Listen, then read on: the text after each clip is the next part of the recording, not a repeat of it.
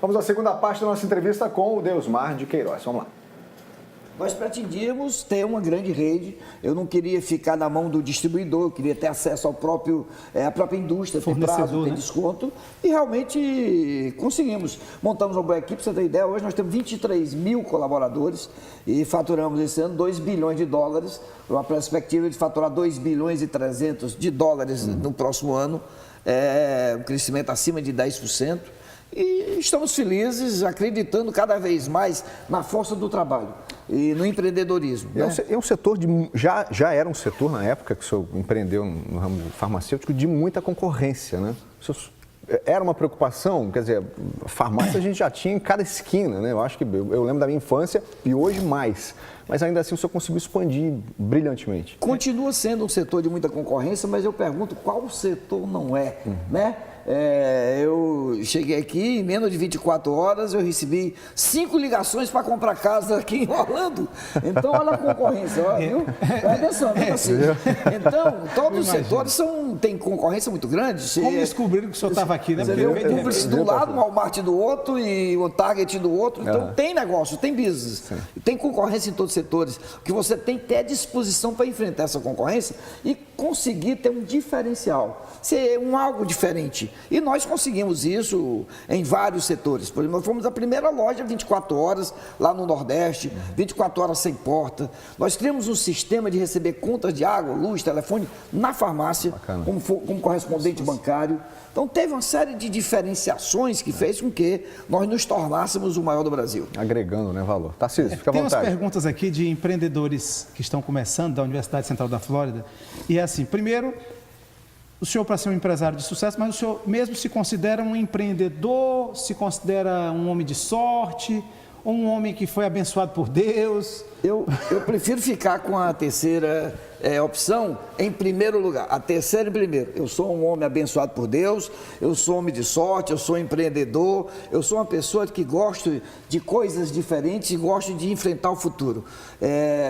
Tem um livro o livro diz O Tecedor de Ousadia. Então, eu me considero um ousado. Vamos mostrar aqui. Cristão, ousado, mostrar aqui, né? E otimista. E otimista, né? Eu acho que se o otimismo não ajuda, o pessimismo atrapalha muito. Então, eu continuo sempre acreditando no Brasil e acreditando na força do trabalho.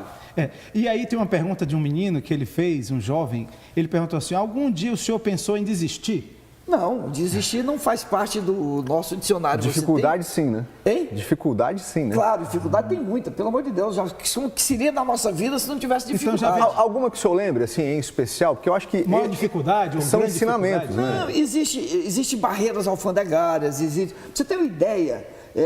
eu fui abrir uma loja em Petrolina, em Juazeiro, lá na fronteira com Juazeiro, Petrolina ainda é Pernambuco, Juazeiro da Bahia, tem ali cortada pelo Rio São Francisco. E quando nós fomos abrir, a prefeitura criou uma lei que você não podia abrir uma farmácia com menos de 500 metros de distância da outra. A maior rua tinha 1000 metros, então botar a sua ninguém abria mais farmácia. Aí você tem que entrar na justiça, tem uma série de coisas. A outra coisa é o seguinte, como o senhor é economista e eu também sou, a gente não pode deixar de perguntar para o senhor, crise, né? Porque, de qualquer forma, o senhor falou, no setor farmacêutico não houve crise no Brasil nos últimos 5 anos, mas nós tivemos crise na economia brasileira de qualquer forma. Sem dúvida. O que é que significa essa palavra crise na sua cabeça? Crise é uma dificuldade, claro, crise é uma dificuldade. Só que nós temos que analisar bem o que está acontecendo no Brasil. O Brasil passa por um momento muito difícil na política e na economia e na moral. Isso reflete na falta de dinheiro para a educação, na falta de dinheiro para a saúde, segurança, investimentos em infraestrutura. Essa crise que existe no Brasil é uma crise que pode ser perfeitamente solucionada. Eu não digo que nas eleições agora desse ano, mas esse ano já vai haver um começo de mudança e em 2022 eu acredito que o Brasil já possa decolar e ter um período bom de crescimento no emprego. Você vê os Estados Unidos com 4% de desemprego, viu o Brasil também há uma certa época atrás, 5, 6 anos atrás também tinha 4%. Hoje já foi a 13, 14, já está em 12%. Está melhorando. eu acredito que vai haver uma mudança muito grande. Você tinha um juro de 14,25, já está em 7 com tendência para ir para 6,5. Você tinha uma inflação de 9%, já está em torno de 3%. Então, há uma possibilidade do Brasil vencer todas e quaisquer crises. A principal crise do Brasil é realmente a moral que influencia na política e consequência na economia brasileira. Nós, crise sempre tivemos e vamos continuar tendo. Os Estados Unidos tem, o mundo todo tem crise, inclusive fala-se em violência e segurança, vai no leste europeu, aqui de vez em quando acontece o pessoal disparar, os terroristas e tudo. Então no Brasil tem também, vai melhorar. Dificuldades a gente tem. Falando em empreendedorismo, né, que o Tarcísio está comentando tanto, as pessoas que estão assistindo podem pensar assim, ele está falando em empreender com dinheiro é fácil, devem estar pensando isso do senhor. Como se empreender sem dinheiro, empreender com vontade? Qual é o segredo desse empreendedorismo guerreiro mesmo, de abrir algo e acreditar naquela ideia, mesmo com todas as dificuldades do Brasil, capital, impostos, né? E tudo mais. Pouco capital, exato. As pessoas têm medo de se endividar. Quando você tem uma boa ideia, quando você tem um negócio que você acredita, está disposto a colocar sua energia, seu sangue naquilo, não tenha medo. Por exemplo, nós temos o Banco do Nordeste, nós tivemos o BNDES, que facilita quando o projeto é bom, com um juro abaixo do juro de mercado.